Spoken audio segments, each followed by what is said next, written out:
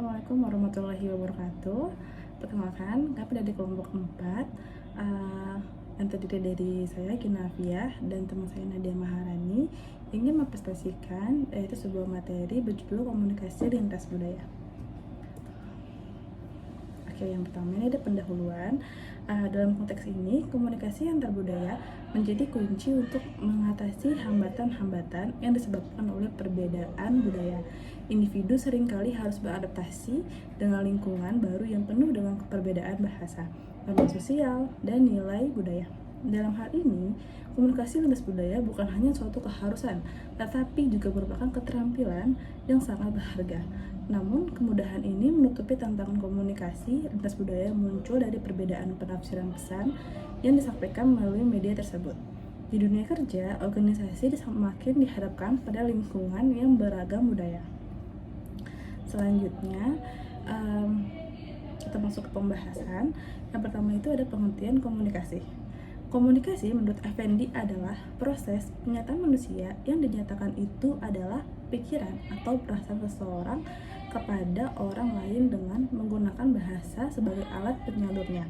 Sedangkan komunikasi menurut Rogers dan Kincaid dalam Kanggara, komunikasi adalah suatu proses di mana dua orang atau lebih membentuk atau melakukan pertukaran informasi dengan satu sama lainnya, yang pada gilirannya akan tiba pada saling pengertian yang mendalam. Lalu, masuk ke pengertian budaya. Menurut Yanto Subianto, budaya adalah hasil karya, rasa, dan cipta manusia dalam masyarakat. Karya adalah hasil usaha manusia dalam bentuk yang terwujud dan konkret dengan cara penggunaan budaya seperti halnya teknologi yang termasuk kebudayaan kebendaan atau material culture. Rasa meliputi jiwa manusia mewujudkan segala kaidah-kaidah dan nilai-nilai kemasyarakatan. Dalam arti yang luasnya, di dalam terdapat agama, ideologi, kesenian, dan lain-lain.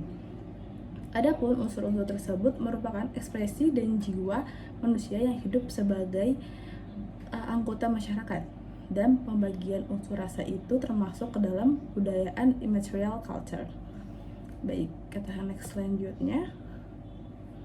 Lalu kita masuk ke pengertian komunikasi lintas budaya. Di sini kami mengambil ada dua pandangan atau dua arti. Yang satu secara umum dan yang kedua pendapat ahli. Kita bahas secara umum dahulu.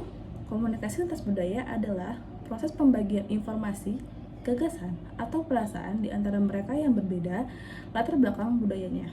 Proses pembagian informasi itu dilakukan secara lisan dan tertulis, juga melalui bahasa tubuh, gaya, atau tampilan pribadi, atau bantuan hal lainnya di sekitar dalam memperjelas pesan. Lalu ada pendapat ahli. Di sini kalian mengambil dari menurut Dedi Mulyana. Komunikasi antar budaya atau intercultural communication adalah proses pertukaran pikiran dan makna antar orang-orang yang berbeda budayanya. Komunikasi antar budaya memiliki 3 unsur. Sosio budaya mempunyai pengaruh besar dan langsung atas makna-makna yang kita bangun dalam persepsi kita. Sebagai berikut, ini ada 3. Yang pertama itu ada nilai, yang kedua itu ada kepercayaan atau keyakinan, dan yang terakhir itu ada sikap. Baik, selanjutnya ada fungsi komunikasi lintas budaya. Di sini itu ada 2. Yang pertama itu ada fungsi pribadi. Fungsi komunikasi sebagai fungsi pribadi adalah komunikasi lintas budaya diperlihatkan lewat sikap komunikasi yang mengambil sumber dari individu masing-masing. Yang pertama itu ada identitas diri. Dalam proses komunikasi, pastinya sang individu akan menunjukkan sikap yang menunjukkan eksistensinya dan identitas sosialnya. Nah, cara pengungkapan ini bisa melalui sikap dan cara berbahasa, baik secara verbal maupun non-verbal. Lalu yang kedua, ada menyatakan integritas sosial. Dalam komunikasi, integrasi sosial yang dimaksudkan adalah saling bersatu dan menerima kesatuan antar individu, tetapi tetap berpegang teguh bahwa masing-masing dari individu memiliki perbedaan. Dengan adanya perbedaan inilah yang akan terjadi sebuah komunikasi. Lalu yang terakhir itu ada melepaskan diri. Komunikasi tujuan utamanya adalah selain bertukar informasi, yang lebih dalam dari itu adalah ingin menyelesaikan masalah yang sedang dihadapkannya dan bisa mendapatkan jalan keluar dari masalah tersebut yang dialaminya. Lalu kita masuk ke fungsi yang kedua, itu ada fungsi sosial. Selain individu, ada juga fungsi sosial yang dapat menciptakan komunikasi. Yang pertama itu ada pengawasan. Pengawasan ini adalah sebagai kontrol sosial dan juga menginformasikan keadaan terbaru tentang kita atau budaya-budaya kita yang sedang berkembang beserta perubahan-perubahannya. Lalu yang kedua itu ada jembatan komunikasi. Sebagai menjadi sebuah jembatan antar individu atau antar kelompok yang memiliki perbedaan budaya. Lalu yang ketiga itu ada sosialisasi nilai. Fungsi yang paling akhir ini dan dampaknya luas adalah fungsi sosialisasi nilai.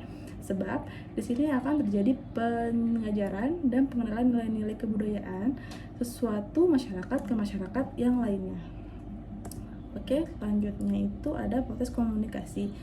Antar budaya, komunikasi tidak bisa dipandang sekedar sebagai sebuah kegiatan yang menghubungkan manusia dalam keadaan pasif. Tetapi, komunikasi harus dipandang sebagai proses yang menghubungkan manusia melalui sekumpulan tindakan yang terus-menerus diperbarui. Jadi, komunikasi itu selalu terjadi antara sekurang-kurangnya 2 orang peserta komunikasi atau mungkin lebih banyak dari itu, atau bisa kelompok, organisasi, publik, dan massa yang banyak, yang melibatkan pertukaran tanda-tanda melalui suara seperti telepon atau radio, kata-kata seperti pada halaman buku dan surat kabar tercetak, atau suara dan kata-kata yaitu melalui televisi. Baik, untuk selanjutnya nanti akan dilanjutkan oleh teman saya yaitu Nadia Maharani. Assalamualaikum warahmatullahi wabarakatuh. Saya Nadia Maharani dan saya akan melanjutkan presentasi tentang komunikasi lintas budaya. Komunikasi sosial. Komunikasi sosial masyarakat paling sedikit terdiri dari 2 orang yang saling berhubungan satu sama lain dan hubungannya menimbulkan interaksi sosial. Pengertian komunikasi sosial tidak hanya diartikan menurut asli saja, tetapi ada pengertian lain yang menyebutkan bahwa komunikasi ini itu tidak semata-mata hanya terkait tentang media massa dan teknologi, tetapi lebih mengarah pola interaksi manusia dalam masyarakat atau sebuah kelompok. Lalu kita masuk ke pola komunikasi. Pola komunikasi diartikan sebagai bentuk atau pola hubungan 2 orang atau lebih dalam proses pengiriman dan penerimaan cara yang tepat, sehingga pesan yang dimaksud dapat dipahami. Dimensi pola komunikasi terdiri dari 2 macam, yaitu pola komunikasi yang berorientasi pada konsep dan pola komunikasi yang berorientasi pada sosial, yang mempunyai hubungan yang berlainan. Dan ada menurut Effendi, pola di sini tuh pola komunikasi terdiri atas 3 macam, yaitu pola komunikasi satu arah. Maksudnya ini adalah proses penyampaian pesan dari komunikator kepada komunikan yang baik menggunakan media maupun tanpa media. Jadi ada umpan balik dari komunikan tersebut. Nah, dalam hal ini komunikan ini tuh bertindak sebagai kayak pendengar aja. Lalu ada faktor pendukung komunikasi lintas budaya. Di sini ada penguasaan bahasa, kemampuan berpikir, sarana komunikasi, dan lingkungan yang baik. Hambatan komunikasi lintas budaya. 1, ada faktor psikologis. Nah, kondisi psikologis ini tuh memiliki kekuatan untuk mempengaruhi secara positif dan negatif terhadap berjalannya proses komunikasi. Dengan mengetahui kondisi psikologis, seorang komunikator tahu kapan dan bagaimana ia harus melakukan komunikasi dengan komunikannya. Lalu ada faktor ekologis atau ekologi. Lingkungan berkaitan dengan kekuatan-kekuatan eksternal yang mempengaruhi peserta komunikasi. Lalu ada faktor mekanis. Hambatan mekanis berkaitan dengan teknologi atau media yang digunakan untuk berkomunikasi, seperti kayak pertemuan-pertemuan, festival, telekonferensi, perbincangan radio, dan chatting.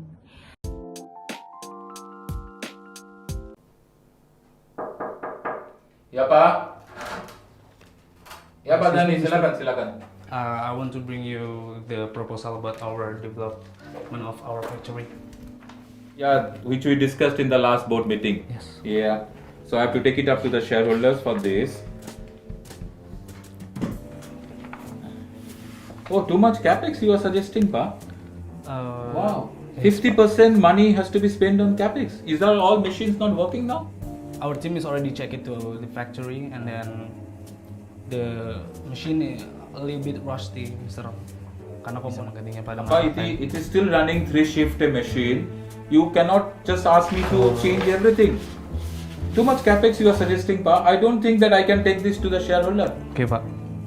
When I'm talking to you, look at me. Okay, Pak.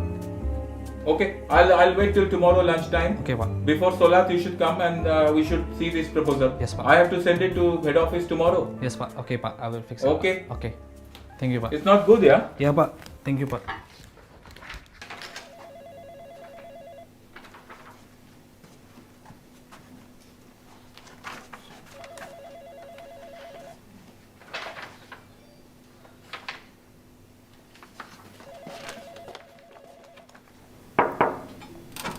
Yeah, Badani, your report is ready now? Yes, I already fixed the newest proposal about our development. Ya, saya coba dulu ya. Yes, Pak. Okay.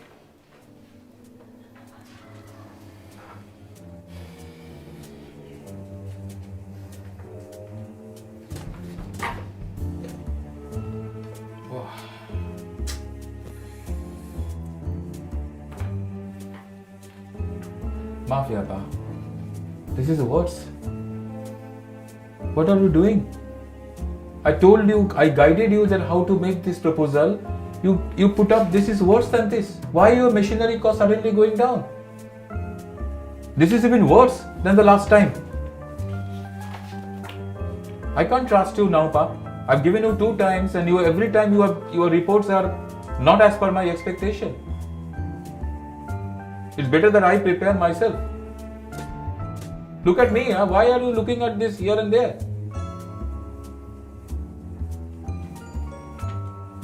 Anyway, thank you so much. I can't take this forward.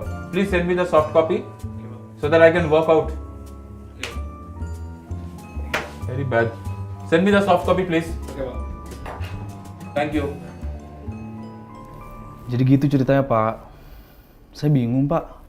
Padahal saya sudah bekerja sebaik mungkin, Pak. Tapi tetap aja ada aja masalahnya, Pak. Begini, Dani. Sebenarnya kamu tuh tidak salah.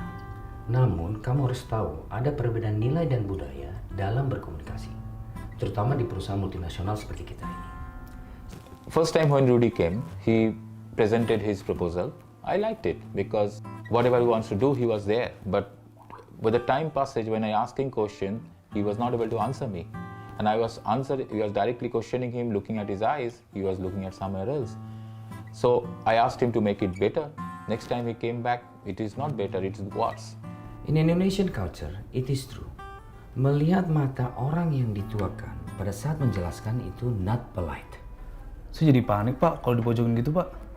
Apalagi disuruh lihat matanya, Pak. Nanti kalau kita lihat matanya, dianggapnya malah nggak sopan, Pak. Seperti kasus kamu. Bukan berarti Mr. Jarjit itu galak. Namun beliau tipenya itu straightforward. Dan bila dijelaskan, ingin matanya dilihat.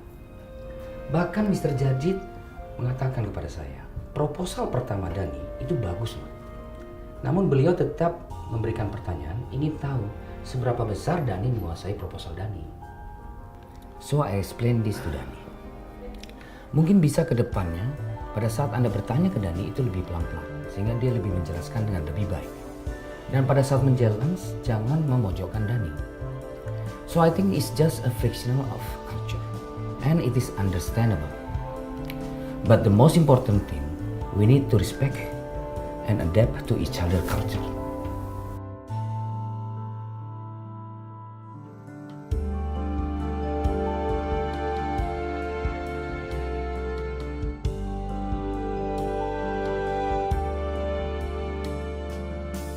Itu saja yang bisa saya sampaikan. Terima kasih sebelumnya. Mohon maaf jika ada kekurangan. Assalamualaikum warahmatullahi wabarakatuh.